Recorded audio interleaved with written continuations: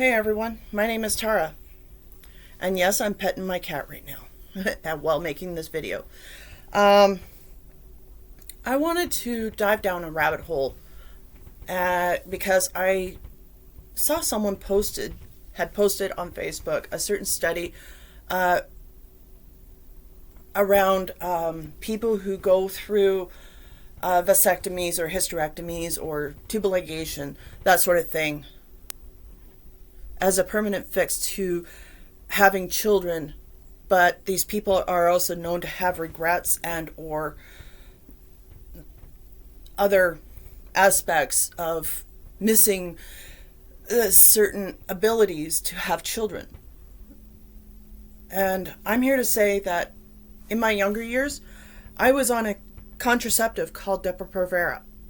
Now, a lot of birth controls these days come with warnings. When I went on Depo-Provera, it was an experimental drug when I was 15. They didn't know the side effects that were long-term. By the time I was 23, I ended up with signs of endometriosis and a hysterectomy. I can't have kids. Do I miss that aspect? I don't know if I'm missing it, because I don't know what being a parent is, much less experiencing it. The other side of it is, why would I want kids if knowing what I have is a diagnosed genetic issue could be passed on to my children? The more I read into what I have, which is autism and ADHD, not only is it genetic, ADHD is profoundly found in the maternal end of things. Autism, paternal. Or at least that's what I'm reading in a lot of studies. Now, you take into aspects of having what I have and understanding the dynamics of what I have. Most resources for autistic people have age limitations or criterias under the age of 30. This includes well into education realms. So if you're under 30, great. But here's another side effect. Here in Alberta, in order to get on a program called PDD, you have to be below 70 IQ. How many autistics do I know are above the 70 IQ mark? Quite a few, I say. Good lot of my friends that are autistic? Well, let's just say, in my books, they're a genius.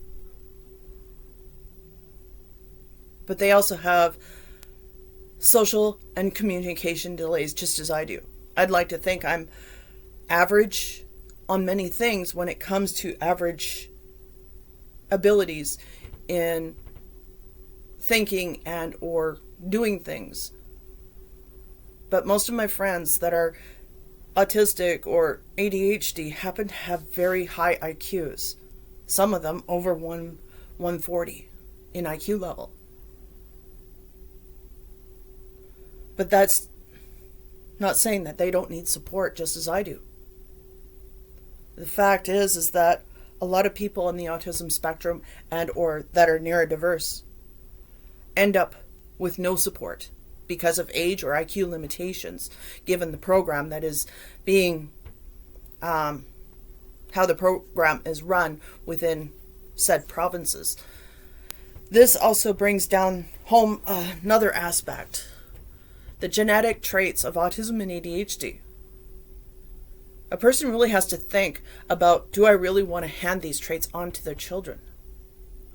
What aspect of that challenge would cause my issues to become worse? How is this going to help my child if I can't help myself when programs don't support? When communities don't support, when things are not inclusive or accessible? You got to look at those dynamics. We also have to look at how our healthcare system treats neurodiverse adults. Frankly, I find it appalling, considering that women's health under autism, ADHD, is almost non-existent, especially if you're aging and you're like any other woman in this world, heading into menopause. So not only do I have educational support systems stopping at the age of 30 for me, and what is available for support for autistic people is extremely limited, one has to wonder. When it comes to community supports or nonprofits supporting disabilities, you have to be below 70 IQ in order to get PDD funding in Alberta. Then on top of that, there's the other aspect. You have to be below 30 in order to get proper support of assets within the community, for which most programs only accept PDD funding in order for you to get in. So not only do you have to be under 30, but you also have to be under 70 IQ in order to get any kind of funding in order to get into any of the programs. Where does that put me? Where I'm middle-aged and a part of the menopause population. You better believe it. How about nowhere? Then we also have to mix in the aspect of trying to get a job, keeping a job, if you get a job. Most employers, you mentioned the word autism or ADHD. For 20 years since Klein went after my program by defunding and causing a lot of harm to the very program that I needed. Hate to say this, employers in Alberta, because there is no protection in Alberta for disabled people. Employers call us a liability. They don't hire people with disabilities. So again, you're being stigmatized and put on the slaughter, so to say. Oh, get this. You can marry anyone you want, says Aish, and social service. But you have to read the fine print. I married out of love. I got kicked off of Aish twice in my life because I chose to marry someone that could work. You think about the cost of living. I do work part-time, but clients die. I'm a caregiver by trade. Clients die, get sick, or quite possibly need more care than what I'm trained to give down the road. So this, again, is the only kind of work I can get. Either that or I clean for the rest of my life and hope to hell I can keep the job. Even though that even in cleaning jobs, I have been let go within a 2-week period, even though I was the one carrying the load of about 3 people. They'd sooner let me go and hire 2 young neurotypicals, or people without disabilities, so to say, in my place and give me the excuse, we need to scale back, so we're letting you go.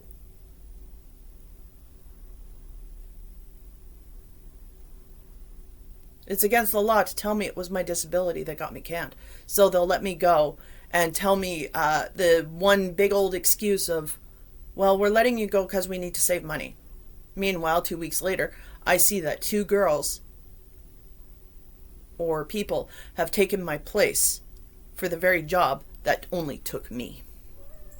So you tell me how this saves company money, and you tell me, if you're a boss, why this makes sense. Often those little girls happen to have no experience to my 20 years.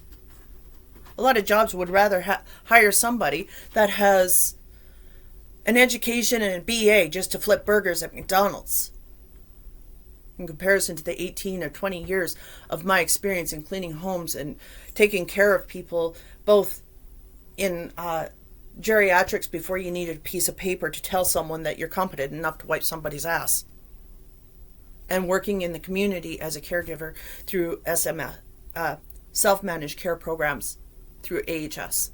That's what I do now and have done for many years. You don't need an education to wipe somebody's ass, trust me.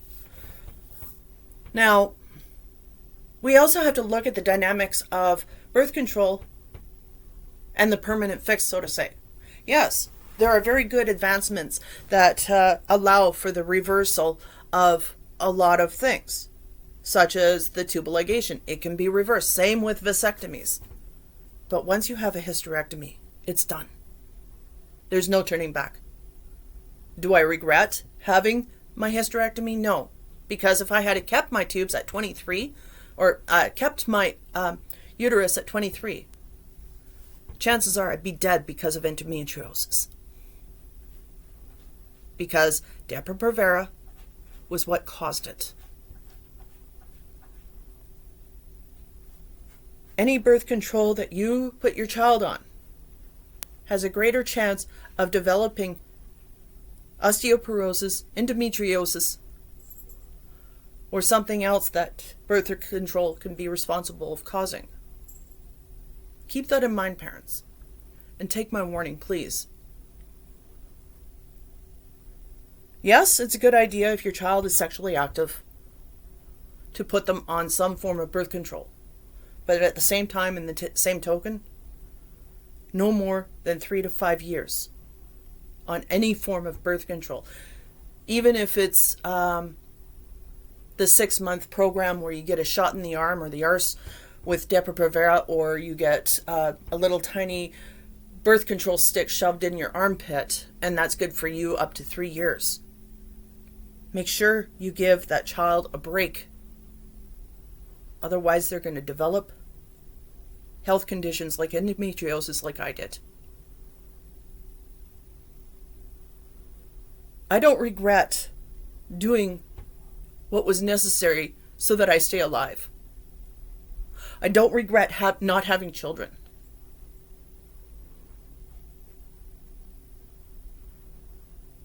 And I don't think about it because I don't know what it's like to be a parent. Yeah, there was a time that I thought about being a parent, but it was a passing phase. Because I knew for myself that I would have issues because of the lack of supports in my life. People with disabilities are at higher risk of losing their children to children's services than any. It's almost equal to that of indigenous peoples, to be honest. And do I want to be put through that? No. Do I think that people with disabilities should have equal access to better healthcare systems and or resources to help them with their families, such as supportive services, instead of having their kids taken away? You better believe it. Because in my time as a caregiver, I can tell you right now, I've been taking care of people for a very long time. And in my profession, and what I've been doing for most of my life, in the care field, what I've seen is that most people with disabilities that do have families and kids make for better parents than most of the neurotypicals that I've ever seen. And I'm sorry, neurotypicals, but you have to understand that I've seen a lot of things in my time. I've seen it where people with disabilities who have had their kids taken away never get their kids back. But yet a neurotypical who had their child taken away by children's services got their child back within a matter of a year, only to find that child either dead or put back in the system because of the same shit show that got their child taken away to begin with. And I can only imagine the same circumstance also happens to neurotypical parents with children with disabilities. I don't know how often it happens for them, but I do know that the friends I once had that had families never got their children back because their parents were disabled. I wouldn't want that. And I don't wish it upon anyone. But at the same time, in the same token, the world you live is quite privileged. If you're neurotypical, plenty of health. And as for those of you that think that tubal ligations and what have you should be banned, give your head a shake. Because if it was banned when I had my hysterectomy, you would have sentenced me to death. Think about it.